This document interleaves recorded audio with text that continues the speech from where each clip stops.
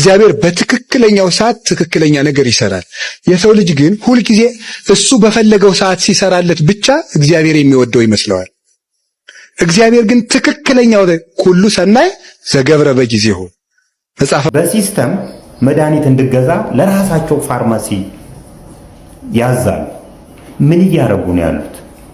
እዛ ፋርማሲ ትሄድና ራሱ ሆስፒታሉ ሴት ያደረገውን ፕራይስ ትነግርሃለች ፋርማሲስቷ። በዛ ዋጋ ትገዛለህ። አንተ የ500 ብር መድኃኒት 5000 ብር ልትል ትችላለች። ሰው የታመመበት ሰው ቀልብ የለውም።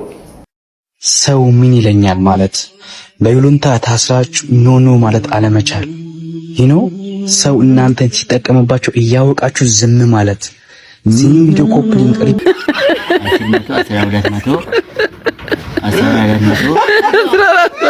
የሶሻል ሚዲያ ኢንፍሉዌንሰር ናቸዋል። ቤተሰቦቻችሁ እንዳለ በሶሻል ሚዲያ ሜክ ማድረግ ትፈልጋላችሁ፣ ግን ህጻናት ሴት ልጆች እናንተን የሚከተሏችሁ ልጆች እናቶች ሰላም ጤና ይስጥልኝ። የተከበራችሁና የተወደዳችሁ የዩቲዩብ ቻናል ቤተሰቦች፣ ኢትዮጵያውያን ኤርትራውያን እህት ወንድሞች በአገር ውስጥም በውጭም ያላችሁ በቅድሚያ እንደተለመደው የከበረ ሰላምታዬን ያቀረብኩኝ ዛሬም ከአዲስና አነጋጋሪ ጉዳዮች ጋር ተመልሼ መጥቻለሁ። እንደተለመደው ቪዲዮን ላይክ ማድረግ እንዲሁም ለቻናሉ አዲስ ሆናችሁና የዚህ ቻናል ቤተሰብ ያልናችሁ ቻናሉን ሰብስክራይብ በማድረግና የዚህ ቻናል ቤተሰብ በመሆን በተጨማሪም ቪዲዮቹ ላይ ያላችሁን ማንኛውም ሐሳብ አስተያየት ወንድማዊ እህታዊ ምክራችሁን ኮሜንት ሴክሽን ላይ በማጋራት ነገ ጥሩ የተሻሉ ማራኪ ስራዎችን ይዤ እንድመጣ አበረታቱኝ። ወደ ቪዲዮ አይበልባችሁና ዛሬ ላይ የግል ሆስፒታል የምትታከሙ ከሆነ የግል ጤና ተቋማት የምትታከሙ ከሆነ በተለይ አልጋ ይዛችሁ የምትታከሙ ከሆነ ራሳችሁን ቄራ እንደገባ በሬ መቁጠር አለባችሁ። እውነቴን ነው የምለው።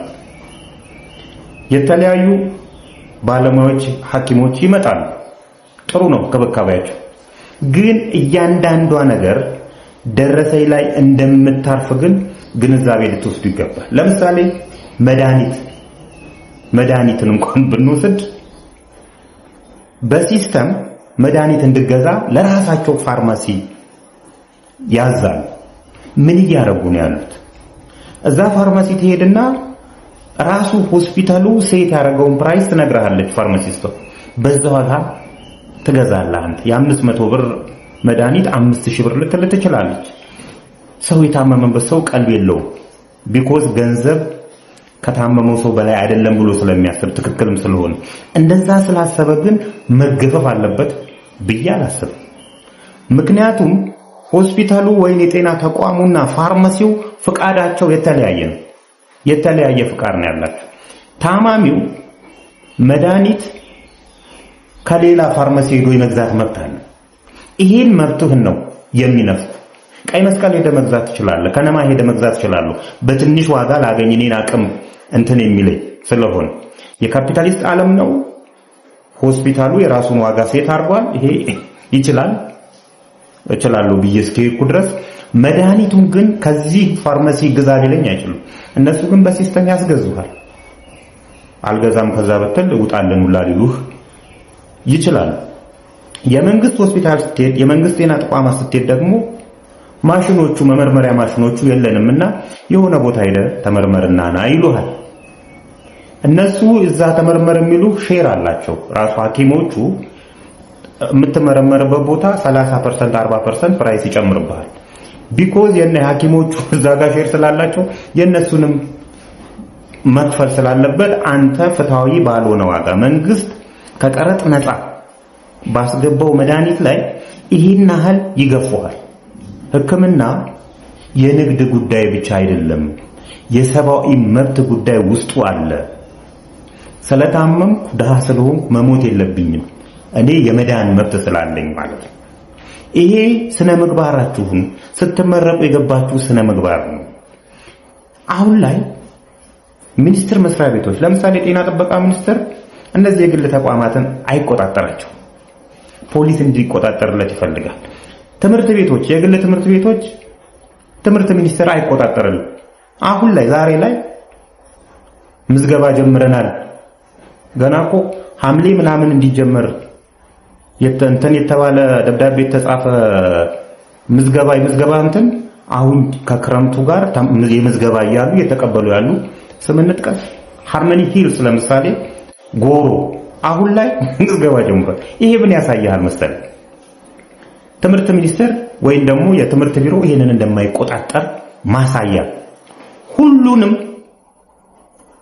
ፖሊስ ተቆጣጥሮ አይችልም። በትክክልም እንግዲህ እዚህ በማህበራዊ ድረገጽ መተግበሪያ በሶሻል ሚዲያ ፕላትፎርም ላይ እንደዚህ አይነት ኮንተንቶችን ከሚሰሩ ሰዎች መካከል በግንባር ቀደምነት ስሙ ይጠቀሳል። እንግዲህ አውንታ በርሲሳ በተለያዩ የማህበራዊ ጉዳዮች ብሎም ፖለቲካዊ ብሎም ኢኮኖሚያዊ ጉዳዮች ላይ እንግዲህ የሚሰጣቸው ዋና ዋና ሀሳቦች ለብዙዎቻችን እንግዲህ እንዲሻሻሉ እነዛ ነገሮች ወሳኝ ነጥቦችን የሚያነሳ ግለሰብ ነው። በዚህ ምክንያት በብዙዎች ተወዳጅነት አግኝቶ እንግዲህ ብዙ ተከታዮችን አፍርቷል በዚህ በማህበራዊ ድረገጽ መተግበሪያዎች ላይ ማለት ነው። ታዲያ እንግዲህ ለሰው ልጅ በመጀመሪያ አብዛኞቻችን አናስበውም እንጂ ጤናችን እንግዲህ ዋናና ወሳኝ ነገር ነው። ጤና ካለ እንግዲህ ከዛ ሁሉም ነገር ትርፍ ነው። ከጤና በኋላ የሚመጣ ነገር ስለሆነ ማለት ነው። የምንፈልጋቸውም ነገሮች የምንሰራውም የምናደርገው ብቻ ሆል ላይፍ ውስጥ ያለው እንቅስቃሴ ለማድረግ መጀመሪያ ጤንነታችን ያስፈልገናል። ታዲያ አይበለውና እንግዲህ የሰው ልጅ ሆኖ የማይታመም የማይወድቅ የማይሰበር የለም። የጤና እክል አጋጥሞን ወደ ግል የጤና ተቋማት ስንገባ ያለው ወጪ ትንሽ እንግዲህ ከህመሙ በላይ እጅጉን የሚያሳስብ ነው፣ በአብዛኛው በሚባል መልኩ ማለት ነው በግል የጤና ተቋማት ላይ። ታዲያ በዚህ ዙሪያ እንግዲህ የሰጠውን ሀሳብ እኔ ሀሳቡን ላለማንዛዛት በሱ ሀሳብ እስማማለሁኝ። እናንተስ ተጨማሪ ሀሳብ አስተያየት አላችሁ ወይ? እውነት እንግዲህ የግል ጤና ተቋማት ብዙ ብር ይጠይቃሉ አይጠይቁም? እናንተስ ካላችሁ ልምድ አንጻር እና ደግሞ ከምን አንጻር ትመለከቱታላችሁ ብዙ ብር መቀበላቸውን ማለት ነው? ይህንን ሀሳብ እንግዲህ ብንወያይበት ጥሩ ይመስለኛል። ቁጥር አለ። በስነ ስርዓት ይሄን ብር ከቆጠርክ ማለት ነው 200 ብር ሰጣለሁ። ቃል ይዛለህ ቁጥር በስነ ስርዓት እንዳለ። እሺ 200 እሺ 400 እሺ 400 600 እሺ 600 ይላል 600 800 እሺ 10 1200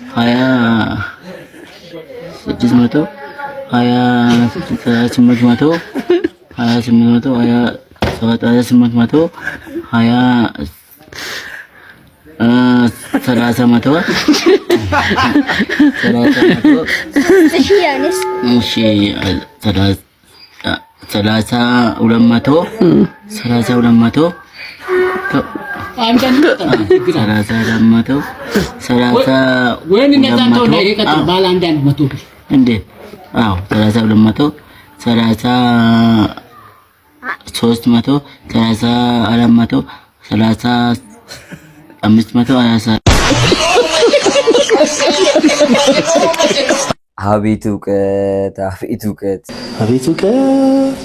ነሰነስከው እኮ ይንቀት። እድሜያችሁ ከ15 እስከ 28 ከሆነ አሁኑኑ ይሄን ነገር አቁም። እግዚአብሔር ነው የምላችሁ። ይሄ ነገር የእናንተን ጊዜ፣ የእናንተን ህይወት፣ የእናንተን እድሜ ነው የሚበላው።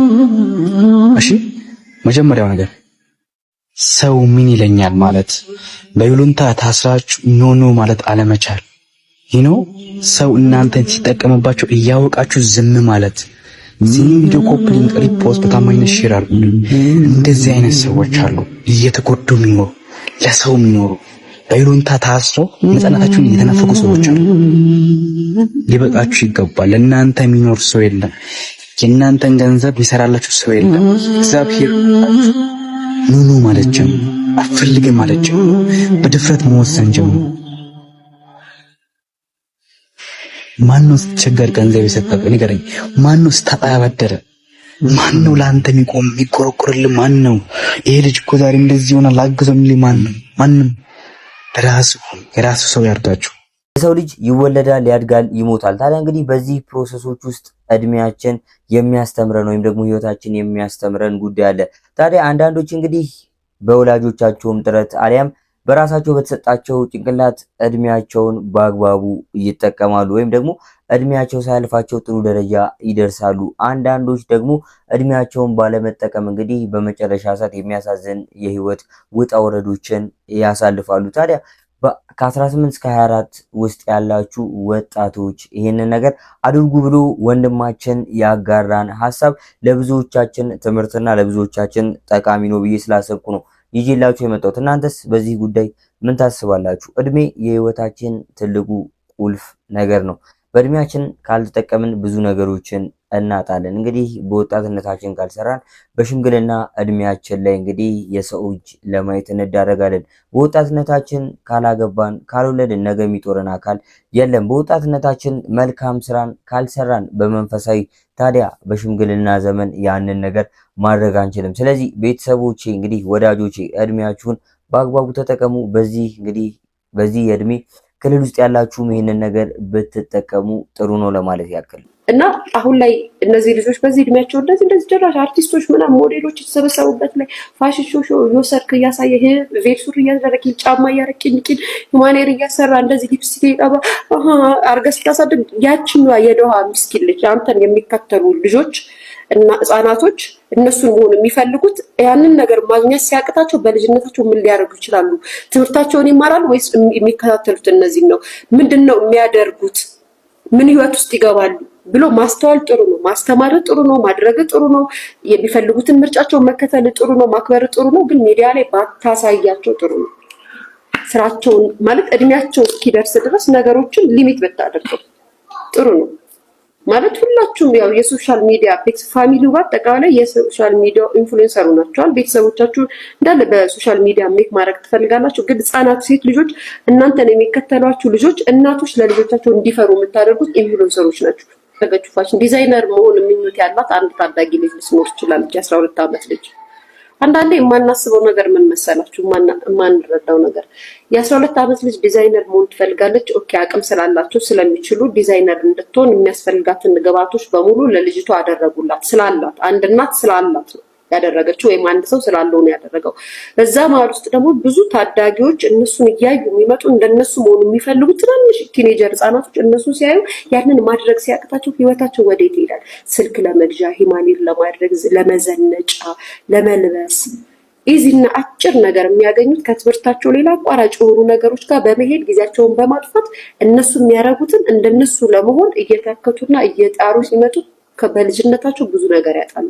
አንዳንዴ ለምንድን ነው የሀብታም ልጆች ብዙ ጊዜ ካያቸዋቸው አያሳዩ ለሌሎቹ የሚያረጉላቸውን ነገር በድብቅ ነው የሚጨርሱት። አንዳንዶቹ ናቸው ሾው የሚወዱት እርስ በርሳቸው። ከሀብታም እኮ እርስ በርሱ እኮ ይተያያሉ ጋይስ። ሀብታም ለሀብታም ለምሳሌ እችኛዋ ሀብታም ብትሆን እችኛዋ ለዚችኛዋ ሀብታም ይተያያሉ እኮ ምክንያቱም አንድ ናቸው ያለ ይብላቸው። ሀብታም ግን ትክክለኛ ሀብታም ጭንቅላት ያለው ሀብታም ግን ዝንጥ ብሎ የሚኖር ሀብታም ግን ደሃ ጋር መጥቶ ያንን ነገር አያሳይም። ካያችሁ አያሳዩም። ለምን ይመስላችኋል? ያስቡታል። ምክንያቱም ብዙ ነገር የነዛ ቤት ልጆች ያንን ነገር ማድረግ እንደማይችሉ ስለሚያውቁ የተማሩ ሀብታሞች ማለት ዝም ብሎ ሀብታም የሆኑት ያው በዘፈቀደ ሀብታም የሆኑት ሳይሆን የተማሩ ቤተሰብ ያለበት ሀብታም ላይ ካያችሁ ብዙ ጊዜ ይጠነቀቃሉ። ለዛ ለጎረቤቶቻቸው ልጆች ወይ ጎረቤቶቻቸውን መስለው እንዲያድጉ ነው የሚያደርጉት ወይ ደግሞ ይጠነቀቃሉ፣ አያሳዩም። አሁን ላይ እንግዲህ አብዛኛው ወጣት በዚህ በማህበራዊ ድረገጽ መተግበሪያ ወይም ደግሞ በሶሻል ሚዲያ ፕላትፎርሞች ላይ በራሳቸውም ጥረት ምናልባት ሳያስቡ በሰሩት ቪዲዮ ወይም ደግሞ እንግዲህ ጥሩ የኮንተንት ክሬተር ወይም ደግሞ የይዘት ፈጠራ ባላቸው ወጣቶች ተጠምዷል። ወይም ደግሞ ጊዜው እንግዲህ የማህበራዊ ድረገጽ መተግበሪያዎችን የምንጠቀምበት ማህበራዊ ድረገጽ መተግበሪያዎች ላይ ብዙ ነገሮች የሚሰሩበት እንደመሆኑ መጠን ብዙ ወጣቶች እንግዲህ በዚህ በማህበራዊ ድረገጽ መተግበሪያዎች የራሳቸውን የጓደኞቻቸውን የቤተሰቦቻቸውን ህይወት ቀይረውም ተመልክተናል። ታዲያ ከዚሁ ጋር በተያያዘ የተለያዩ ቲኔጀሮች ወጣቶች በተለያዩ የእድሜ ክልል ያሉ የማህበረሰቡ ክፍሎች ተከታዮች እንዳሉ ማሰብ መቻል አለብን። ታዲያ እንግዲህ አዶናይ እህቶቹን ወደ ማህበራዊ ድረገጽ መተግበሪያዎች ላይ አመቷል። እናውቃቸዋለን እነዚህን ህፃናት ልጆች ማለት ነው። እንደነገርኳችሁ ይህ ማህበራዊ ድረገጽ መተግበሪያ የተለያዩ ጓደኞቻችንን ቤተሰቦቻችንን የምንቀይርበት ነው። ብቻ ከኛ የሚፈለገው አንድ ጥሩ ኮንተንት ይዘን መውጣት ብቻ ነው። ከዛ መንገዱ ሁሉ ክፍት ነው። ምናልባት እኛ በራሳችን ራሳችንን ካላወረድ ነው ማለት ነው። የኢትዮጵያ ሕዝብ ደግሞ ወይም ደግሞ እንግዲህ በባህላችን አንዴ ተወደድን ነው፣ ካጠፋን ደግሞ በዛው ልክ ሕዝቡ ይርቀናል። ታዲያ ወደ ሐሳባችን ስንመለስ በእውነት እነዚህ ልጆች የሚሰሩት ስራ ይሄ ኢትዮጵያ ሄዳ ትልቋ ሴትዮ ያገባችው እንደፈራሁት ነው። ትልቋ ሴትዮ አዎ ሳትወስደው አንተ እኮ ይበረታቱ ብለህ ስትል ዛሬ አልኩና ከዛ በኋላ ሐሳቤን ቀየርኩ። አልታመቸኝም። ሐሳቤን ቀየርኩ። ዘማሳጅ አይነት ነው። ዘስክራፕ ትላለህ። እንግዲህ ሴቶች እየተጠንቀቁ ስክራፕ ነው ልጄ። ቆራልኝ እንትኗ እስቲ በእናትህ በቃ ይሄ ነገር ላይ ሄድበት ይሁን። ኧረ ሄድበት። ኧረ ጥብሴ ነው ይሄማ ሄድበታለሁ። እናት ኧረ ይመቸው አመጣታለሁ። ይመችሽ። የወዙን ግጥም ሲያደርግ ላሽናል እንዴ እናትዬ። ያጣፍጠው እንግዲህ። እሺ እናት ልቀመመው። እሺ እናት። ኧረ ልዘግባችሁ ቤተሰብ ከሚኒሶታ ቆይ ሴትዮ አለች። ቆይ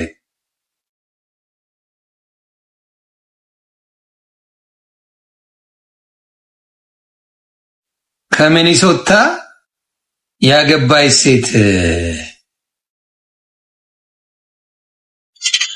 ያገባችውን ነው ከሚኒሶታ ፍሮም ሚኒሶታ ብላ የሄደች እና እኔ በቃ ሼሚዞኝ እንትን ብያል ነበር። ከዛ ይሄ ነገር አልተመቸኝም አላልኳችሁ? ሰውየው ገና አሜሪካን ሀገር ሳይመጣ እዛው 16 ሚሊዮን ለብልቧት ሄደ። ይመቻባት።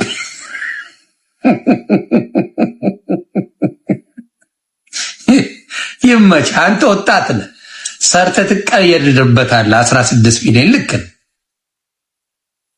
ሰርተህ ትቀየራለህ። እውነት ጥሩ። ላኩልኝ የእሷን ፔጅ ቤተሰብ፣ የእሷን ፔጅ ላኩልኝ።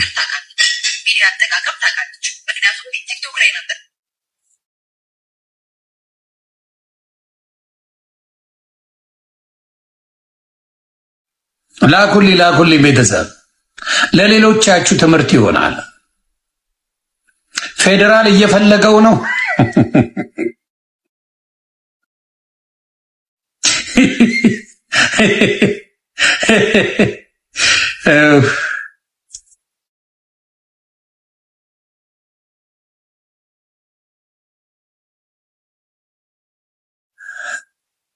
የት አለ? ላኩልኝ አንድ የእሷን ቪዲዮ ባካችሁ።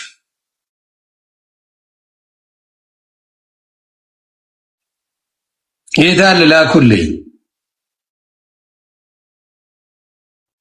እየፈለግኩ ነው ማለት ከሚኒሶታ ሄዳ ኢትዮጵያ አግብታው ነበር። ድሬ ምንድን ያለ አፈቀርኩት ብለው የተቃጠሉ አግብቼ አቃጠልኳቸው ነው ምናምን እያ ይሄ ነገር እንግዲህ ተለምዷል። ቤተሰቦች ከእድሜ እኩዮቻችን በላይ ወይም ደግሞ በተለምዶ ድሮ ከምናውቀው ወጣት ከወጣት ጋር ወይም ደግሞ አንድ አይነት እድሜ ክልል ላይ ያሉ ሰዎች ግንኙነት ቢጀምሩ ወይም ደግሞ ግንኙነት ሲባል እንግዲህ ጓደኝነት፣ የፍቅር የተለያዩ መሰል ግንኙነቶችን ሲፈጽሙ የምናውቀው ነው፣ ባህላችንም ነው። በአንድ አይነት እድሜ ክልል ወይም ደግሞ ምናልባት ወንዱ በለጥ ብሎ ሴቷ በትንሽ የእድሜ ልዩነት አንሳ ያሉ ግንኙነቶችን እናውቃለን፣ ከድሮም ጀምሮ ያለ ስለሆነ ማለት ነው። ታዲያ አሁን ላይ እንግዲህ ሴትና ወንዱ መሀል ላይ ያለው የእድሜ ልዩነት በጣም ሰፍቶ ሴቷ በጣም ትልቅ ሰው ኢቭን እናቱ ልትሆን የምትችል አይነት ሴት ጋር ፍቅር ግንኙነቶች ይጀመራሉ። ታዲያ እንደዚህ አይነት ፍቅር ግንኙነቶችም ከአንዴ ሁለት ሶስቴ በዚህ በማህበራዊ ድረገጽ መተግበሪያዎች ላይ ተመልክተን ብዙዎች ሲቀባበሉበት ብዙዎቻችን ስንነጋገርበት የነበሩትን ለትውስታ ማስታወስ እንችላለን። ከነዚህ ጥንዶች መካከል ወይም ደግሞ አሁን እንደነገርኳችሁ በመካከላቸው ብዙ እድሜ ልዩነት ካላቸው ጥንዶች መካከል እነዚህ ጥንዶች ይጠቀሱ ነበረ። ታዲያ እነዚህ ጥንዶች እንግዲህ አሁን ላይ ወንዱ እንደጠፋና ሴቷም እንግዲህ በማህበራዊ ድረገጽ መተግበሪያዎች ላይ የምታጋራቸው ቪዲዮዎች ለተከዳች አይነት የሚያሳዩ ነገሮች ስለሆኑ ብዙዎች ተገርመውበት ነበር። ዮኒ ማኛም እንግዲህ በዚህ ጉዳይ እባካችሁ ሴት እህቶቻችን ማለት ሴት እናቶቻችን ከልጆቻችሁ ጋር የፍቅር ግንኙነት አትጀምሩ፣ ልጆቻችሁ ከሚሆኑ ሰዎች ጋር የፍቅር ግንኙነት አትጀምሩ፣ ለብዙ መማሪያ ይሆናል ሲል ተደምጧል። እንግዲህ ቤተሰቦች እንደዚህ ግንኙነቶች ብዙዎቹ ማለት ይችላል መጨረሻ ላይ ይፈርሳሉ። ምክንያቱም መነሻቸው ጥቅምና ጥቅም እንጂ እናትን የምታክል ሴት ወይም ደግሞ አባትሽን የሚያክል ወንድ እንደምክልም ካላችሁ በየትኛውም ደቂቃ የሚጸጽታችሁን ስራ አትዝሩ።